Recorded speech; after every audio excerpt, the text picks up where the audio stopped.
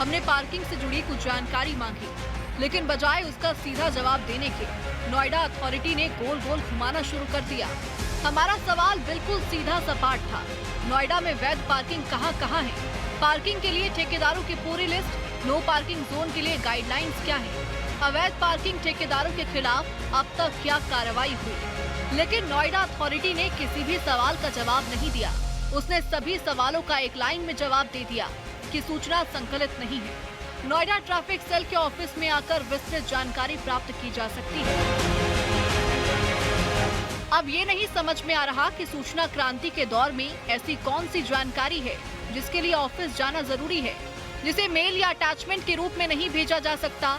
Parking के गड़बड़ झाले को समझने के लिए हम एनटीसी के ऑफिस पहुंचे, जिससे कि हमें आरटीआई में मांगी गई जानकारी हासिल हो सके। लेकिन यहाँ हमें जवाब के लिए खूब धक्के खाने पड़े, एक दफ्तर से दूसरे दफ्तर और फिर वहाँ से किसी और दफ्तर।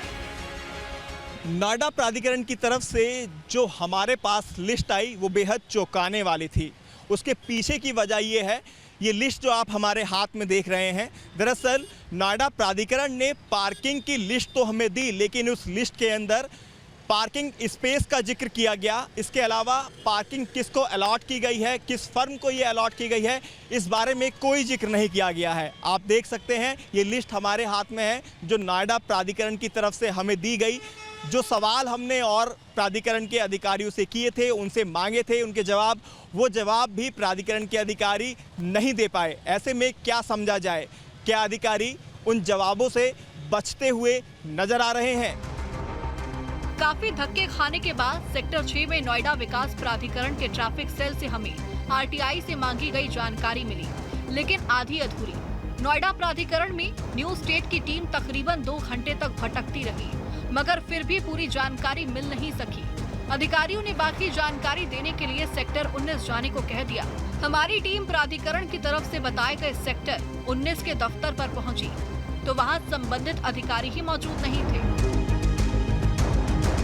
हमारी टीम ने उनसे संपर्क करने की तमाम कोशिश की, लेकिन सब फेल।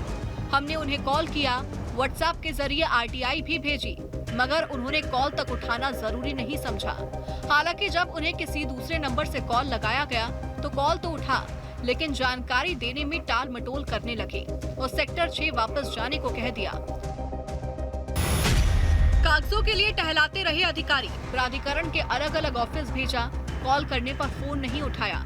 दूसरे नंबर से कॉल करने पर बात हुई।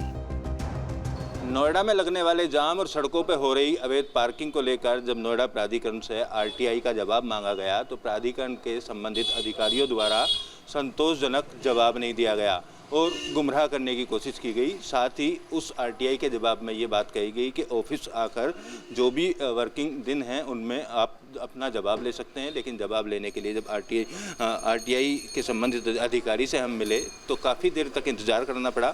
इंतज़ार करने के बाद जब संबंधित जई वहाँ पर आए तो उनके द्वारा पहले गुमराह करने की कोशिश की गई और उसके बाद कहा गया कि 6 पेज आपकी ज़रूरत के हम दे सकते हैं, उसके लिए 12 रुपये का ड्राफ्ट बनाकर उसको बैंक में जमा कराया। इस पूरे प्रक्रिया में 2 से ढाई घंटे का वक्त लग गया, लेकिन जो सवाल के जवाब हमको चाहिए थे वो भी अधूरे मिले, संतोषजनक नहीं मिले। लिहाजा इस आरटीआई का जवाब पूरा न देने के पीछे कहीं ना कहीं एक बड़ी साठगांठ की ओर इशारा हो रहा है।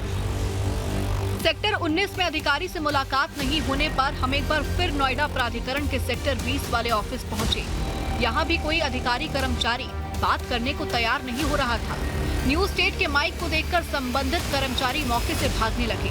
अब ये समझ नहीं आ रहा कि एक तरफ अधिकारी फोन नहीं उठा रहे, ऑफिस जाने पर मुलाकात नहीं हो पा रही। ऐसी स्थिति में आखिर अथॉरिटी की तरफ से जवाब कैसे मिले और क्या इसके लिए किसी की जवाबदेही तय है कि नहीं?